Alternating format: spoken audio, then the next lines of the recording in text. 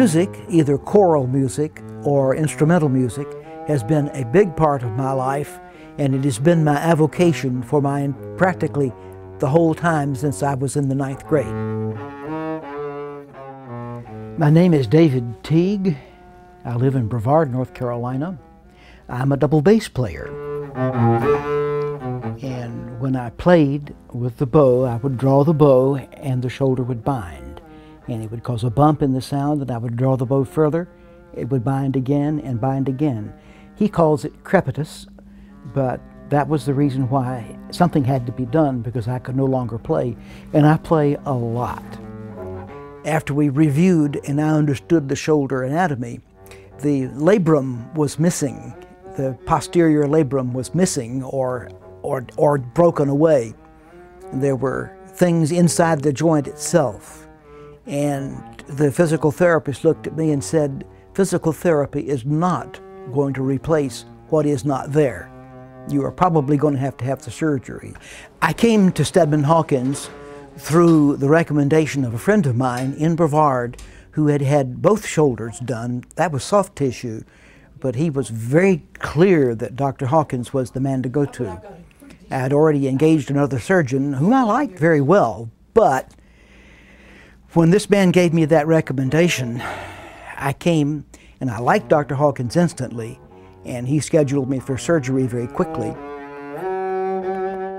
I didn't have any trouble with much of anything with his shoulder except playing. And that was one of the reasons why Dr. Hawkins was just a little bit doubtful about actually doing the surgery. But I assured him that I played a lot. I play in 3 community orchestras. I play in one in Cullowhee, where I've played since 1970. I played in the Hendersonville Community Orchestra, and I play in the Blue Ridge Orchestra in Asheville. So I play a lot, and frankly, I don't do much of anything else. When I met Dr. Hawkins, he was a white-haired, red-faced cherub, and he smiled. Too many physicians just don't smile. Smile at your patients, fellas. It makes all the difference in the world, and he exuded confidence, which you would expect from a surgeon. I mean, after all, he's going to stick a knife in your shoulder.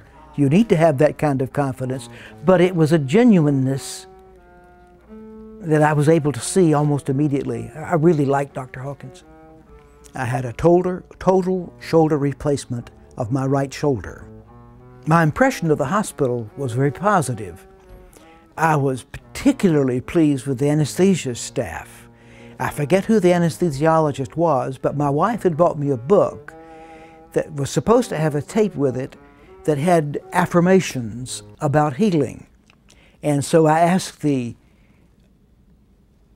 anesthesiologist about that, and he says, all modes of healing we're into all modes of healing here at this hospital.